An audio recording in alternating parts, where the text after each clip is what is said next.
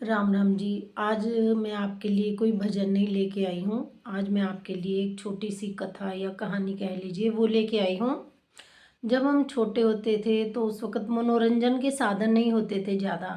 Television भी बहुत कम घरों में होता था, रेडियो होता था, कोई मोबाइल नहीं होता था। तो उस वक़्त जो माएँ होती थी, नानियाँ दादियाँ होती थी, बड़ी बहनें होती थी, तो वो अपने से छोटों को कथा कहानी सुनाकर, जिसमें कि कोई शिक्षादायक बात हो, उनके ज़रिए उनको सीधे रास्ते पे चलाया जाता था। उनके बच्चों का मन कोमल होता है तो उनके मन पे बहुत जल्दी प्रभाव पड़ता है। तो ऐसी कहानियाँ कथा सुनाई जाती थी जिनमें कोई ना कोई शिक्षा बच्चों को मिले। तो ऐसी ही मैं आपको एक कहानी सुनाऊँगी आज। बहुत समय पहले की बात है। तो एक राजा था जो कि बहुत दानवीर था, बहुत दान पुण्य करता था। उसके दरवाजे पे कोई भी आ जाता था तो वो उसको खाली नहीं लौटाता था। ऐसे ही जंगल में एक साधु महात्मा रहते थे, तो उन्होंने उस राजा की वाहवाही बहुत सुन रखी थी कि वो राजा जो है वो दानी है और बहुत नेक है, उसके दरवाजे से कोई भी खाली नहीं लौटता। तो एक दिन साधु महात्मा ने सोचा कि चलो आज उनकी परीक्षा ली जाए। तो महात्मा जी चले गए। राजा जो थे उस वक़्त वो अस्तबल में थे, अपने घोड़ों को देख रहे थे। तो महात्मा जी स राजा के पास पहुँचे और उन्हें कहने लगे कि महाराज मुझे भी कुछ दान दीजिए, मुझे मतलब मैं भी ज़रूरतमंद हूँ।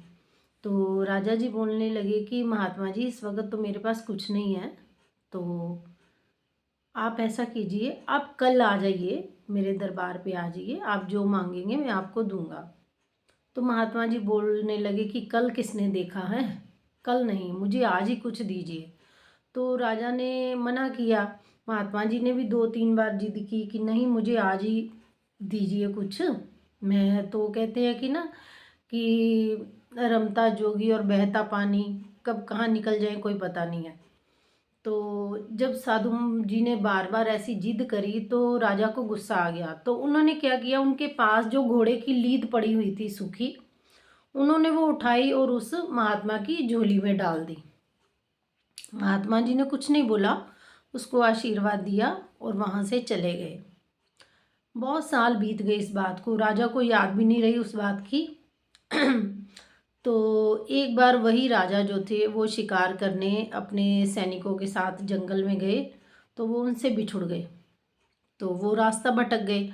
भटकते भटकते वो जंगल के अंदर चले गए काफ़ी दूर तक। तो उनको भूख भी लगी थी, उनको प्यास भी लगी थी। उनको वहाँ पे एक कुटिया नज़र आई। तो वो उस कुटिया में चले गए। कुटिया में गए तो लेकिन उन्होंने कुटिया के बाहर ना एक लीद का बहुत बड़ा ढेर देखा कि घोड़े की लीद का ढेर लगा हुआ है। तो वो अंदर गए महात्मा जी के पास। महात्मा जी उस वक़्त बैठे हुए थे, समाधि पे थे शायद। तो राजा ने कहा कि महात्मा जी मुझे बहुत भूख लगी है, मैं रास्ता भटक गया हूँ, मैं अपने सैनिकों से बिछड़ गया हूँ, तो मेरे को प्यास भी बहुत लगी है। महात्मा जी ने पहचान लिया कि ये वही राजा है। महात्मा जी ने उनको उनकी आवभगत की, उनको पानी दिया, जलपान करवाया, जो उनके झोंपड़ी में था फल फ्रूट वो खिलाया उनको।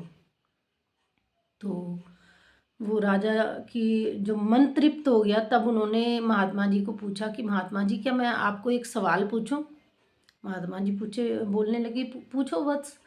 तो राजा ने पूछा कि मुझे अचंभा हो रहा है कि आपकी कुटिया के बाहर कोई घोड़ा तो नहीं है, लेकिन लीद का बहुत बड़ा ढेर है, ये कहाँ से आया? महात्मा जी कहने लगे राजा ये बहुत पुरानी बात है, बहुत पुरानी कहानी है, आप छोड़ो जाने दो। तो राजा जिद करने लगे कि नहीं नहीं आप मुझे बताइए, मैं जानना चाहता हूँ कि ये जो इतना बड़ा लीद का ढेर है, कोई घोड़ा भी नहीं है आसपास, ये ढेर कहाँ से आया?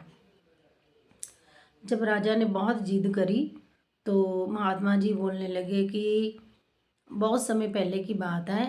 एक राजा था जो कि बहुत दानवीर कहलाता था। हर आने जाने वाले का, उसके दरबार पे जो भी आता जाता था वो सबको उनकी इच्छा के मुताबिक, उनकी ज़रूरत ज़रूरत के मुताबिक जो था वो दान करता था। तो एक बार मैं भी जो है वो चला गया राजा के दरबार में। तो दरबार तो नहीं, खैर राजा उस वक़्त अस्तबल में था। तो मैंने उस राजा को बोला कि भई राजा जी मुझे भी कुछ दीजिए। तब जब मैंने बार-बार ज़िद करी तो राजा बोलने गुस्से में मेरे को लीद का ऐसे दोनों हाथों से लीद उठा के तो मेरी झोली में डाल दी। तो ये वही लीद है। तो एकदम से राजा की जो चेतना थी वो वापस आई। उसको याद आ गया कि ऐसा काम तो मैंने किया था।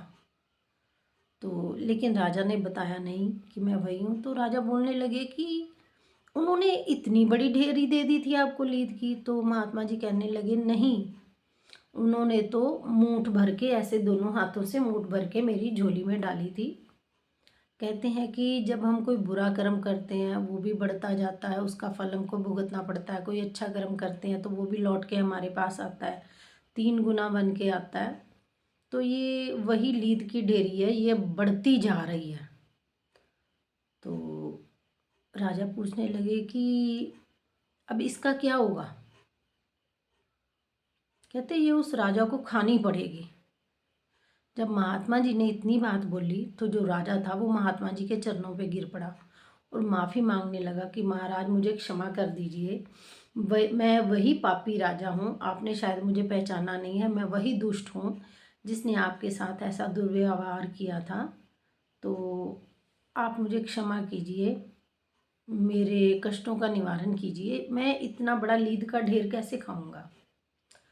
तो जो महात्मा जी थे उन्होंने बोला कि ये लीद का ढेर कम हो सकता है, मगर जितनी तुमने मुझे दी थी वो तो तुमको खानी ही पड़ेगी। तो राजा बोलने लगे कि महात्मा जी ये ढेरी कम कैसे होगी। तब महात्मा जी ने कहा कि तुम लोगों को मतलब लगे कि तुम बुरे बुरे कर्म कर रहे हो, लेकिन असल में तुम बुरे कर्म मत करना। और जितनी लोग तुम्हारी बातें करेंगे, तुम्हारी बुराई करेंगे, उतने तुम्हारे कर्म जो है वो कटते जाएंगे और ये लीद की ढेरी जो है वो धीरे धीरे कम होती जाएगी। तो राजा जो थे उन्होंने उनको महात्मा जी को प्रणाम किया और पूछा कि ये मैं खाऊंगा कैसे। जाने से पहले प्रणाम किया और पूछा कि ये मैं जो मैंने दी थी वो खाऊंगा कैसे। उन्होंने बोला कि कुछ नहीं है, सब्जी रोटी रोज़ खाते हो तो चुटकी भर मसाले के रूप में सब्जी में डाल लिया करना, इसका स्वाद भी नहीं आएगा और धीरे धीरे ख़त्म भी होती जाएगी। जो राजा थे वो वापस अपने राज्य लौट आए। तो उन्होंने क्या किया, उन्होंने बोतल में रंगीन पानी भर लिया और सड़कों पर झूमते हुए चलने लगे। तो जो उनकी जनता थी, तो राज्य के लोग थे, वो उनकी बातें करने लगे कि हमारा राजा जो है वो बिगड़ चुका है, हमारा राजा जो है उसका दिमाग काम नहीं कर रहा है, ये उल्टे कामों में पड़ गए हैं। तो कभी वो वेश्या के कोठे पे चले जाते और उसको बोल दिया कि मैं तुम्हें पैसे दूंगा, लेकिन मैं यहाँ बस बैठा करूँगा।